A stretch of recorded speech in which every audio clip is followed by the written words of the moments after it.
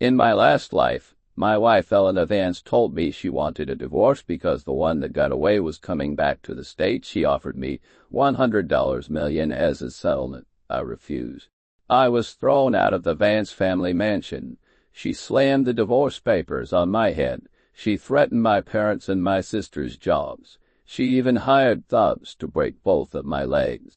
I finally signed the papers, walking away with nothing. I watched them get together, the happy couple. Then I was thrown into a river and drowned. When I opened my eyes again, I was back on the day Eleanor told me she wanted a divorce. Coward. Let's get a divorce. Marcus is flying back from Europe.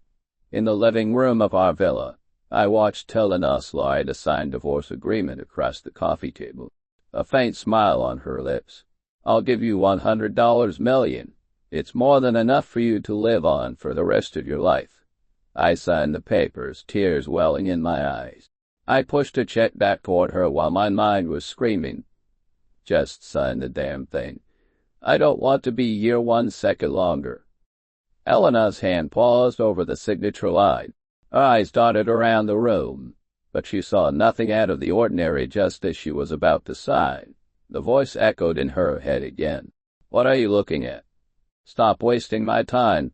I've got 10 dates lined up. 60 million in a high-yield savings account.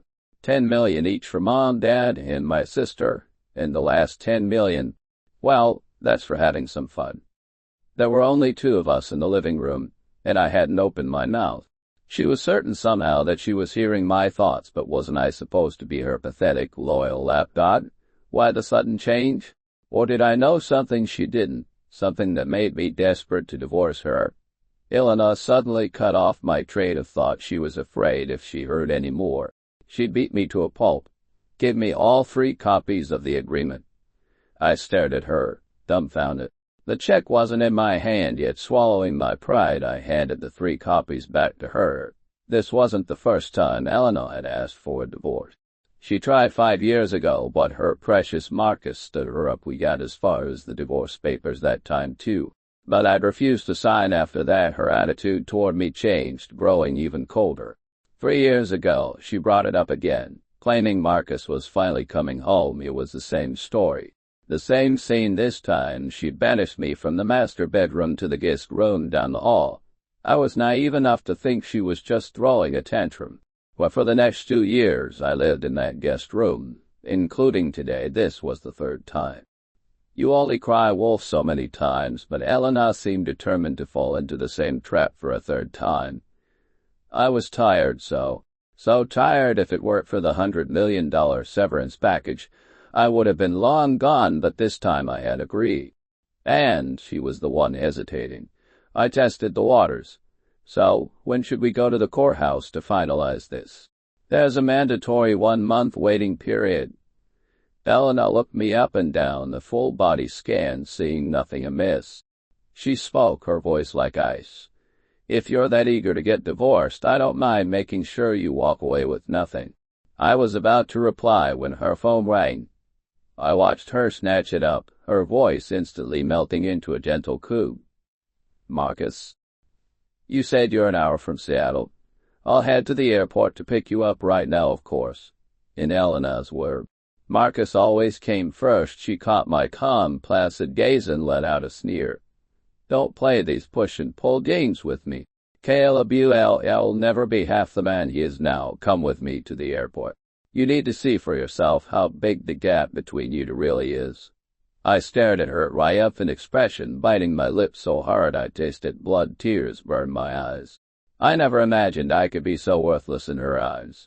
I nodded, but my mind was already racing ahead. "Fine. The airport it is. The sooner I can push those together, the sooner I can grab my $100 million and run, get away from this toxic woman. There is a whole world of better prospects waiting for me."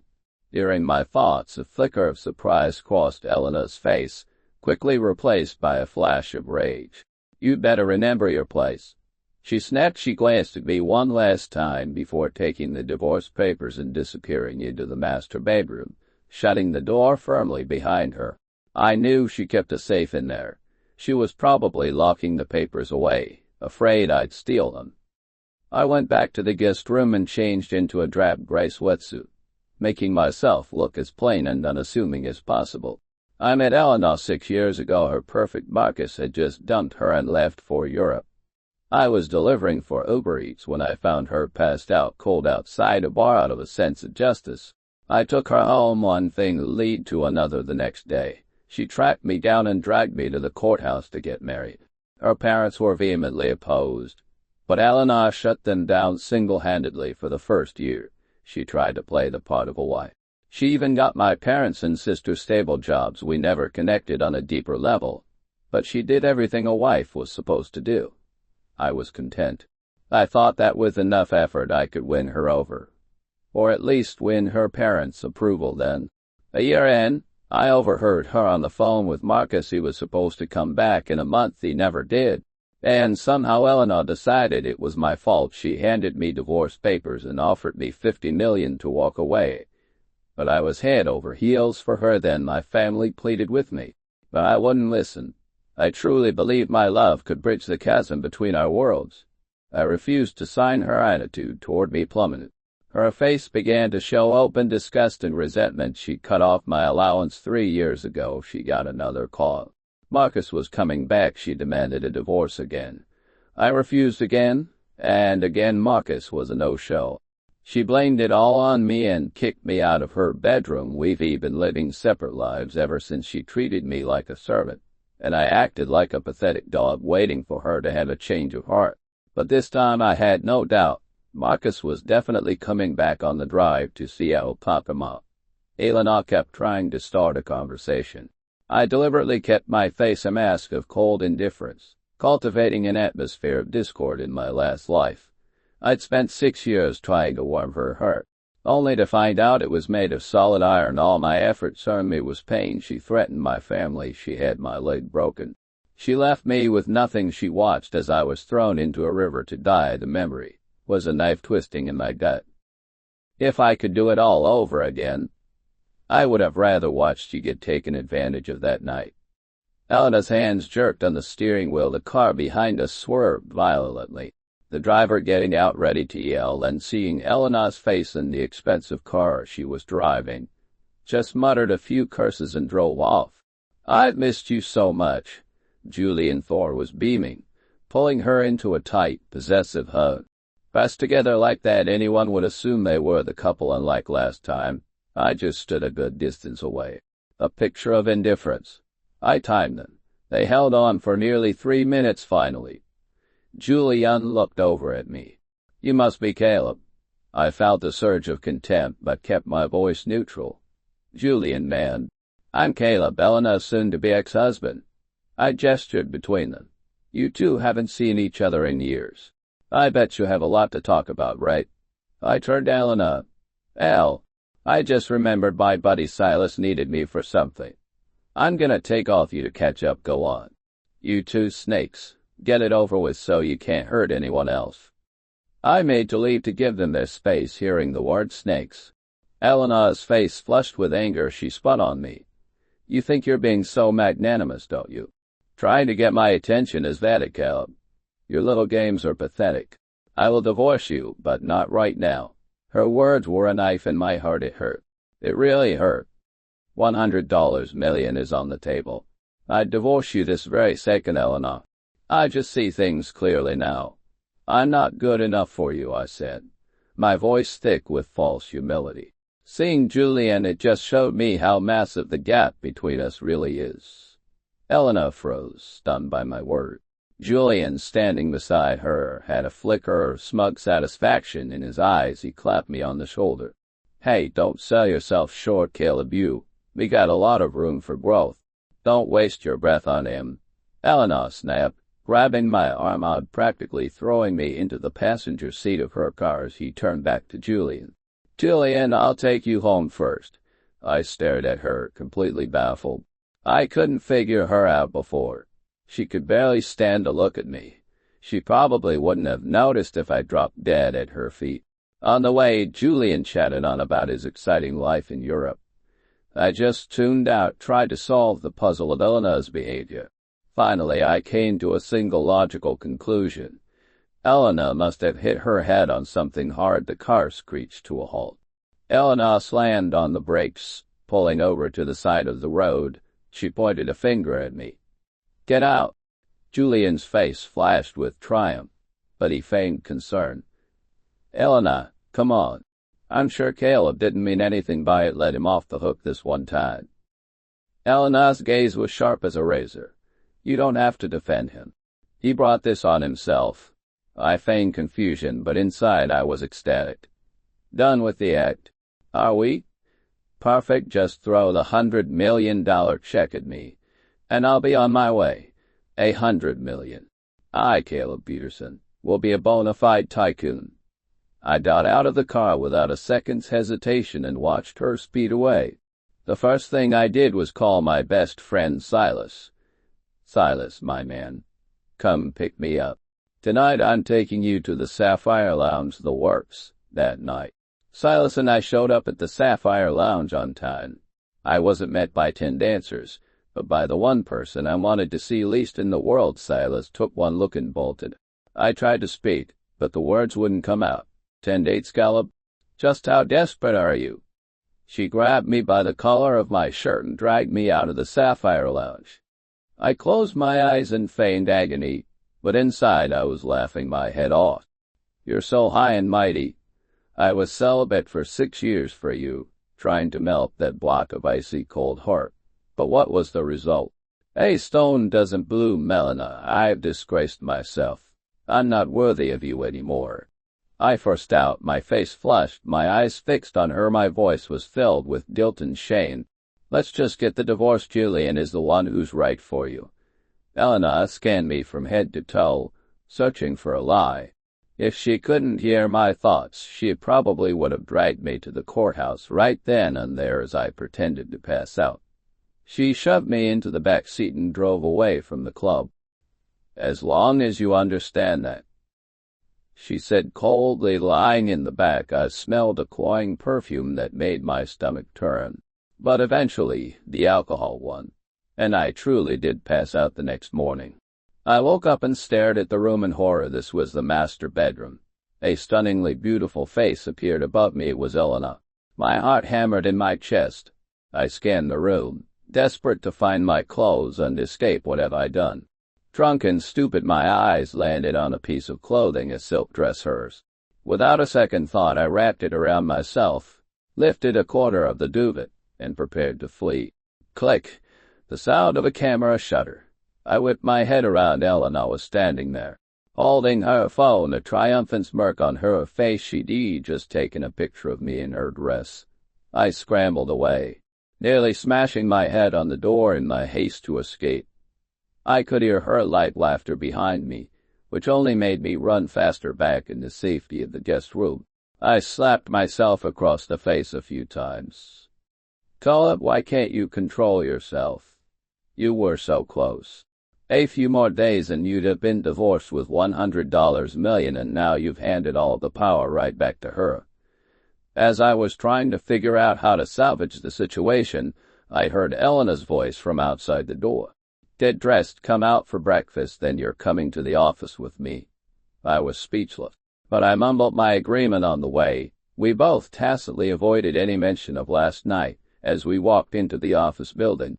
I held the door for Elena, hearing the whispers of her employees around us. "Did you see that? Caleb was with Ms. Vance. You think last night they—" "No way, Ms. Vance has been waiting for Mr. Thorne for 6 years now that he's back. Caleb's probably going to be kicked to the curb any day now. I give it 3 months. 1 month. Elena's expression grew colder, but I didn't care. I'd heard this kind of talk a dozen times before.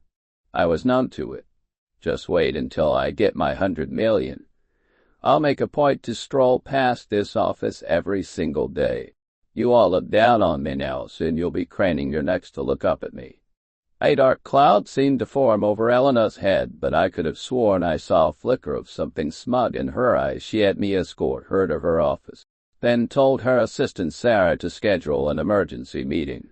I received a notification, too. I walked into the conference room.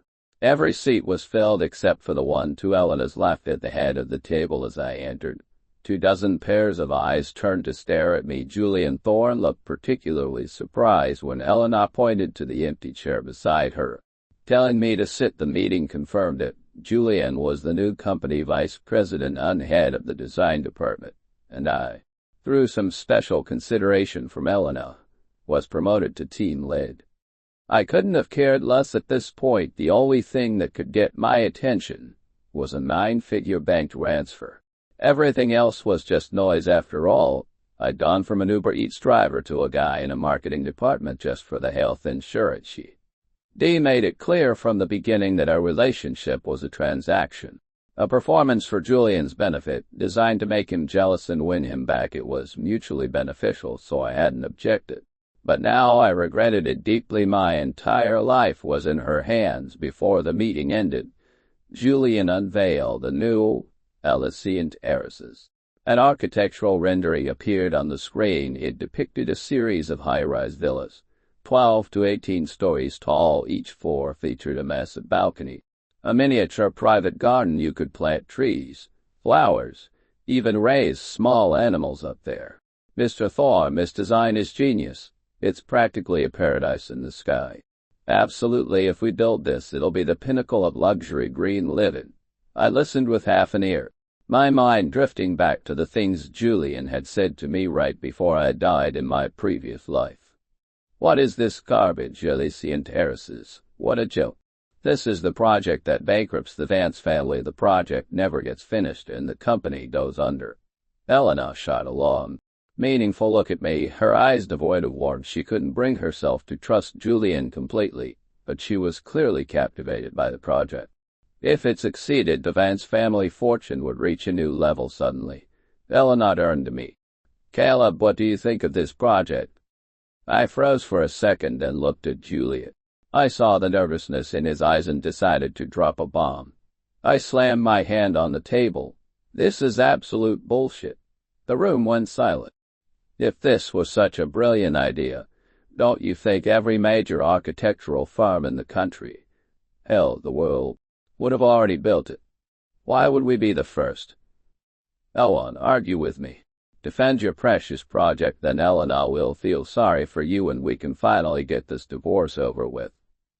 Elena's head snapped toward Julian. He shot to his feet, pointing a finger at me, his face red with fury. Caleb, you're in marketing. What do you know about architecture? He sputtered. This design was approved by my professors and vetted by industry experts. The patent is pending. Elena, don't listen to his nonsense. I'll stake my career on it if this project fails. I'll resign on the spot. Elena looked at me. I looked at Julian. No one said a word. Finally, she set the proposal aside, saying she'd think about it 3 days later. Elena decided to move forward with the project, and then the project proposal was leaked. I became the #1 suspect. Caleb, you are the only one who went into the president's office during that time. It must have been you.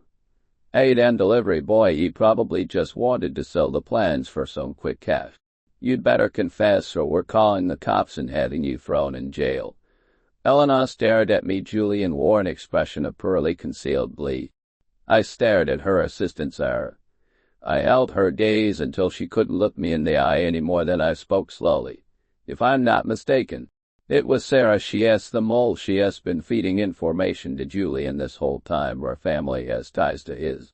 The goal has always been to swallow the Vance Corporation whole once I get my $100 million. Poor Elena is going to run this company straight into the ground. What a shame. Is that so? I seem to recall 2 other people have access to the president's office. Sarah suddenly looked panicked, her body trembling slightly. Leo, another assistant, stepped forward, pointing at me. Miss Vance, besides Caleb, no one else entered your office during that period. Hearing his confirmation, the accusations from the others grew louder, even assayed his limits. I pointed at Sarah and then at Elena. And what are they, invisible? Might as well vent some of this frustration while I have the chance. Leo shot me a hateful look. Are you suggesting Miss Vance or Sarah would do this? Sarah's loyalty to Miss Vance is beyond question. We've all seen it for years, in my opinion. It was Caleb. Weird things started happening the moment he joined the company. Elena glanced at Sarah, then her eyes settled back on Leo. She forced the words out. "Pull the security footage. We'll all review it together." I was speechless. I was actually about to just take the fall, but these people were relentless. I slumped onto a nearby stool and waited for the show to begin. Leo went to get the footage. Sarah was so nervous she was about to break into a sweat. But Julian shot her a look, silently telling her to stay calm. The footage never arrived. Instead, Leo returned with the printed project proposal in his hand. He threw it in my face. "Miss Vance, we found this in the drawer of Caleb's desk.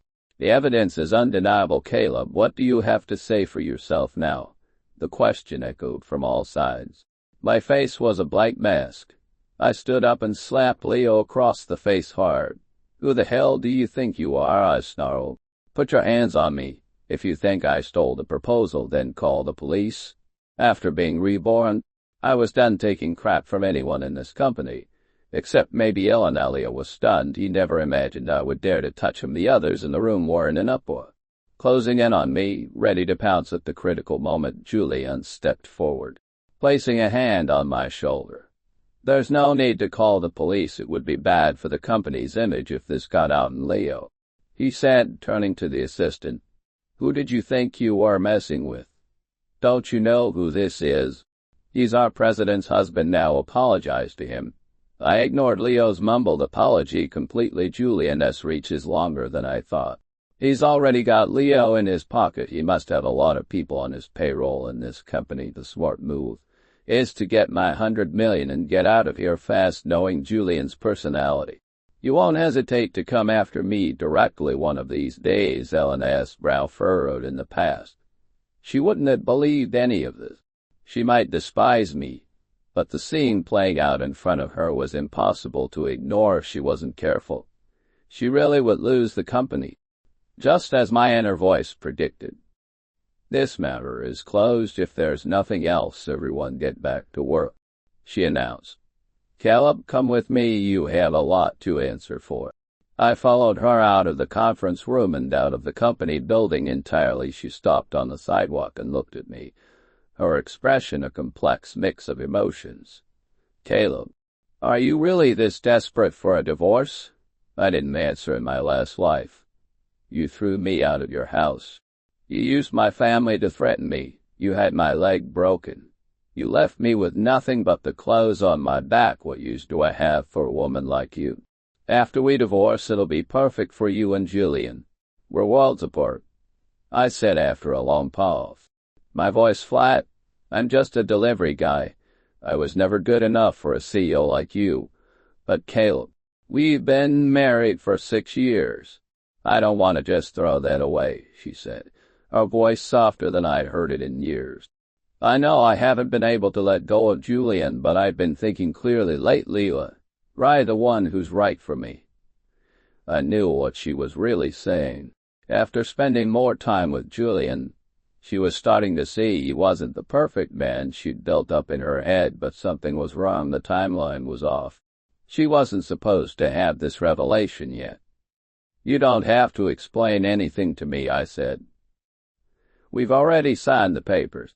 All that's left is a trip to the courthouse." Elena seemed to realize how determined I was. She was silent for a long time before letting out a self-deprecating laugh. "Help me with one thing. If you do, I'll agree to the divorce and give you the $100 million. How about it?" I thought for a moment and agreed. Anything to get the divorce finalized. "In that case, let's go get dinner first. We can talk about the details over the meal." We hadn't eaten a meal out together in over 3 years. Elena was always working late. I knew she had a sensitive stomach, so I'd learned to cook easily digestible meals for her. I was afraid of her anger, so I'd always leave the food at her office door for Sarah to give to her. But in this life, her stomach problems were not my concern. The moment I agreed, her phone rang. I could hear Julian's voice on the other end asking her to dinner. Elena looked at me, then told him no. "What? You know you could go with him." Elena's icy glare cut me off, and I swallowed the rest of the sentence when a waiter handed us the menus. I watched as she ordered more than a dozen dishes, all of them were seafood. And I'm allergic to seafood. As I sat there without touching a single bite, she finally seemed to remember. You're allergic to seafood. Why didn't you tell me? I was beyond words. I had told her. She just never bothered to remember leaving the restaurant. My mood was heavy. The favor Elena wanted was simple. She wanted me to find proof of Julian's crimes before I died in my last life. Julian had blown him. I confessed everything to me, but most of those crimes hadn't happened yet in this timeline. I needed someone to watch him. I could understand why she came to me. I was a small target, and Julian would never see me as a threat, but who could I ask? Just then my phone rang. It was Silas. "Caleb, you gotta get over here, man. Our buddy Felix won $2 million in the lottery." A plan clicked into place. "Silas, listen to me. You need to keep Felix there for 20 minutes, whatever it takes, and get his phone away from him." I turned to Elena. "Can you get me a ride to the Sunset Commerce Center? It's urgent." Elena looked surprised but nodded. "Let's go." The usual 20-minute dock took less than 15. The moment I got out of the car, a figure charged at me. Behind him, another man was yelling, "Caleb, stop him. Stop Felix." I reacted instantly, grabbing the knife from the charging man's hand and pinning his arms behind his back. Silas ran up and helped me wrestle our friend Felix under control. Felix's eyes were bloodshot, and he was screaming, "Let me go. I'm going to kill that scammer. I've got nothing left. My house, my job, it's all gone." I looked at Silas, who quickly filled me and Felix, upon learning he'd won the lottery, and immediately tried to buy a house with cash. He put down a $500,000 deposit, with the remaining $1.5 million due in 3 days. The whole thing was a scam, and now he was out the entire deposit. "Felix, calm down," Silas pleaded. "You're not just living for yourself anymore. You have your mom, your wife, your son. We can help you through this. Caleb and I are your best friends." Felix's eyes, which had brightened for a moment, dimmed again. He knew Silas was just trying to make him feel better. He knew our financial situations. I sighed and pulled a bank card from my pocket, pressing it into Felix's hand. "There's $2 million on this card," I said. "If you do this one thing for me, the money is all yours. But I have to warn you, it's dangerous and it has to be kept completely secret." Felix pounded his chest. "Caleb, you're a lifesaver. My whole family owes you. Forget one thing, I'll do 10 things for you." Hearing that, I didn't hesitate. I told him I needed him to tell Julian Bourne to find any way possible to get evidence of his criminal activities. Felix's expression grew serious. Julian was a big shot, but with my fork and wall to guide him, he agreed without hesitation. "Don't you worry," he said, the spark of his old self returning. "They don't call me the best courier in Seattle for nothing. Tailing people is my specialty." After getting Felix settled, I realized Elena had been waiting the whole time. She saw me and walked over quickly. "Caleb, now that that's settled, come home with me." I thought she meant the villa, but she drove me to the old Vance family estate. I'd only been to this mansion twice in 6 years. The first time was before our wedding, when my parents came to discuss the arrangements. The second was right after, for the customary post-wedding visit. I was kicked out almost immediately and had never been back since. "Elena, I should probably just go back," I said. I was planning to take the money and run. The last thing I wanted was to face her parents. Elena shook her head grabbing my hand. Her grip was firm. "We'll face them together." Just as I was about to protest, I saw Marcus Thorne walking toward us. He was dressed in an expensive designer's suit, a multi-million-dollar watch gleaming on his wrist. The message was clear. I looked at him coldly. He was the reason I died. If I could, I would destroy him, but I knew my limits. "Elena, let's go inside. Your parents are waiting," Marcus said, shooting me a disdainful glance before trying to take Elena's hand. I tried to subtly pull my hand away from Elena's, but her grip was like iron. "You're my husband, Caleb. Stop trying to run away." I looked at Marcus. The threat in his eyes was unmistakable. A burning hatred directed squarely at me. Elena frowned slightly, but didn't say anything. The dinner began from the start. My father and mother-in-law did nothing but praise Marcus. I tried to play along, subtly nudging Elena and Marcus together, but every time I did, Elena skillfully blocked my attempts. I swear it was like she could read my mind. "So, Marcus, you're not planning on leaving this time?" "That's wonderful. You and our Elena should spend more time together," my mother-in-law cooed, looking at him the way a woman looks at her ideal son-in-law. "He's the VP at the company now, dear. They'll have plenty of opportunities to connect." "Don't you worry," my father-in-law added. I sneered internally. Just wait until Marcus guts this family and takes everything you have. Let's see if you're still smiling, then bunch of snobs. The Vance family deserves to fall. A sharp pain shot up my thigh. Elena had kicked me under the table. She turned and shot me a venomous look, then started piling food onto my plate until it was overflowing. As soon as dinner ended, Marcus offered to drive Elena home, a look of absolute certainty on his face. I caught his triumphant smirk. I knew this whole dinner was orchestrated by her parents to push them together after years of Elena openly pining for Marcus and despising me. They saw their chance to forge a powerful alliance with the Thorne family. Unfortunately for them, Elena refused. She took my hand. "My husband and I are staying here tonight." "Elena, don't be ridiculous," her mother snapped. Her father chimed in. "That boy may have saved you once, but you've been married to him for years. That debt has been repaid. Can't you see Marcus still has feelings for you? This is the chance you've been waiting for." I watched their performance silently, my mind focused on how to get my $100 million payout. But Elena's next words completely floored me. "Mom, Dad, I'm pregnant." "What?" "But you two have been sleeping in separate rooms." Her mother's voice rose, desperate for confirmation. Her father was even more incensed, turning on me with a stream of curses. I was about to explain, but Elena shot me a look that screamed, $100 million. And I was forced to stay silent. Finally, her parents accepted the new reality for the first time ever. They invited me to spend the night at the family estate. Later that night, Elena came to my room, but I firmly refused her advances. A month later, the Elysian Heiresses project officially launched, and Marcus began to make his move. The evidence from Felix was damning. Marcus was meeting secretly with rival banks in the Miller family. A competitor. Elena finally realized what was happening, but it was too late.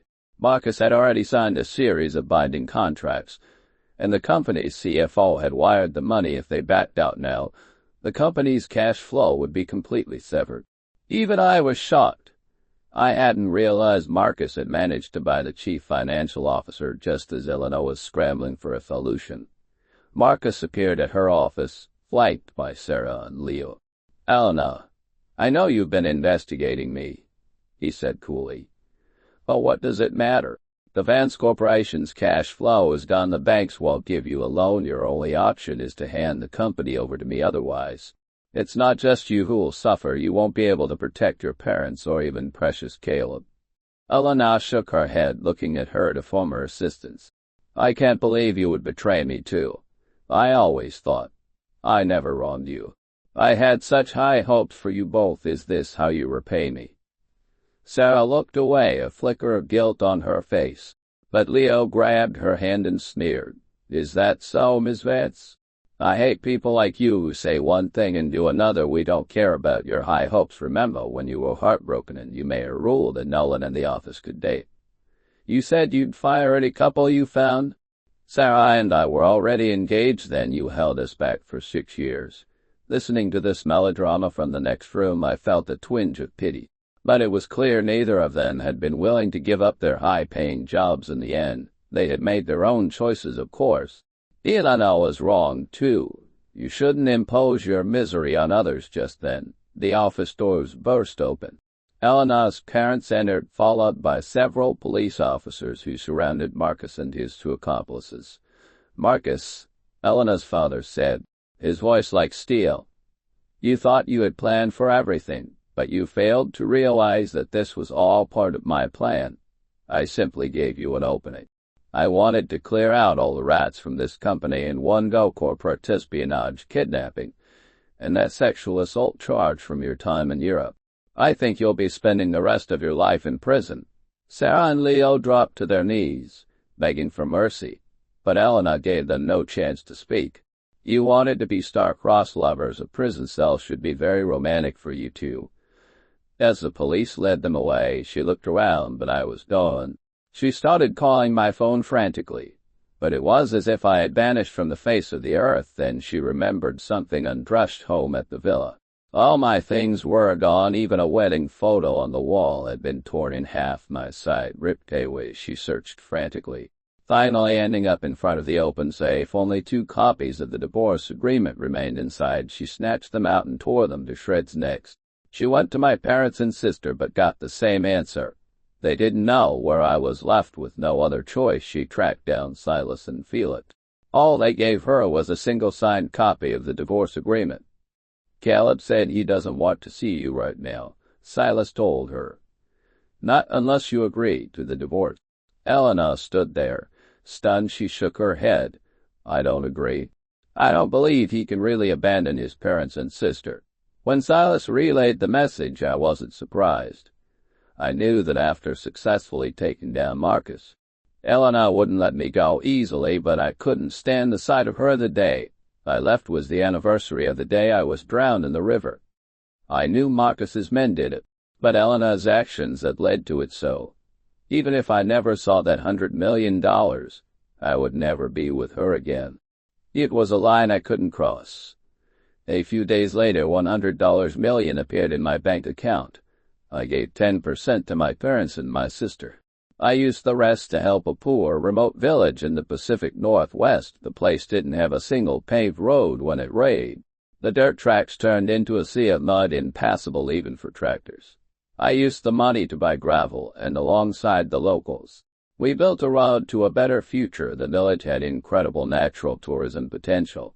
I started acting as a guide, showcasing the pristine, untouched beauty of the area. Videos I posted went viral, and soon more and more tourists started coming. BBS and farm-to-table restaurants began to pop up. And then one day I saw the one person I never wanted to see again. Elena acted like any other tourist, showing no sign of causing trouble. She didn't say a single word to me the entire day. It wasn't until nightfall that she approached me. I was about to refuse her invitation for a walk, but then she handed me a small booklet, a divorce certificate. I fell silent. We walked along the tree-lined path. The streetlights were bright, casting our shadows long behind us. My stomach rumbled, and Elena heard it. She took my hand and led me to a hot pot restaurant. I watched as she ordered a mountain of ingredients piling up on the table. They were all my favorites. I didn't understand her motives, but I let myself enjoy the meal. In this new life, I decided I wouldn't deny myself simple pleasures, especially not good food. He ordered so much that I could only eat a small portion of each dish. Helena didn't seem to mind digging in with the same gusto I did for a moment.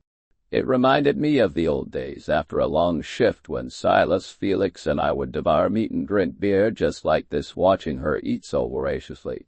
I stopped her. Her stomach had always been weak. She couldn't eat like this. "What? We're divorced now and you're still worried about me?" I thought I heard a faint laugh in her voice. "Who's worried about you?" "I'm just afraid Miss Vance will fall ill here and disrupt her travel plans for tomorrow." "Is that so?" "Well, even though we're divorced, you still have a responsibility toward me," she said, her voice soft. "To be precise, you have a responsibility toward the child in my belly." Her words struck me like lightning. My face turned crimson. I wanted to run, but my feet were rooted to the spot. "Caleb, I can vouch for her. What she said is true. I can prove it." 2 voices chimed in. I turned to see Silas and Felix. Behind them stood my parents and my sister. My face hardened when she tried to use my family to pressure me. "Elena, if the child is really mine, I'll raise it, but we can never be together." Elena's face fell. She could hear my thoughts. So she knew I was reborn. She understood that after all the mistakes she made in her last life, I couldn't forgive her just then. Her parents walked in. They simply sighed, saying nothing. 8 months later, The babies were born, a pair of twins, a boy and a girl. Elena left them in my care, using it as an excuse to visit me constantly. But I ignored her completely. She would often murmur to herself when she thought I wasn't listening. "Caleb, I was wrong. I know you came back, but why can't you just give me one more chance? Cully, please, just one more chance. Forgive me just this once." One day I took a deep breath, walked up to her, and asked, "How did you know I was reborn?" She looked up, startled. "You think being reborn is some cheap trick? If I just agreed, I'd be disrespecting the very words themselves," I said, my voice hard. "I can give you one chance. You wasted 6 years of my life. You owe me 10 years of freedom." A brilliant, tearful smile bloomed on Elena's face. For the next several decades, she was truly good to me.